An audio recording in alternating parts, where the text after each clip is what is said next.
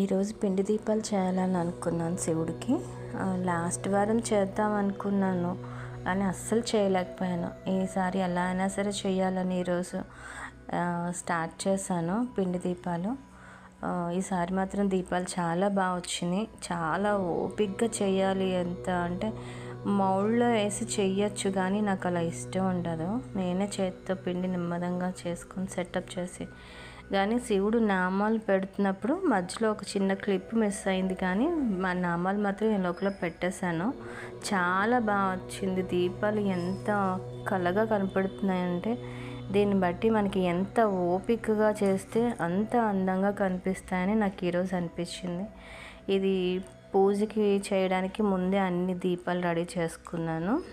ఒకటి మాత్రం శివుడికి దీపం, 2 ప్రమిదల్లా చేసి పెట్టి ఉంచుకున్నాను. మిగతాది వీడియో నేను నెక్స్ట్ వీడియోలో పూజ ఎలా చేశానో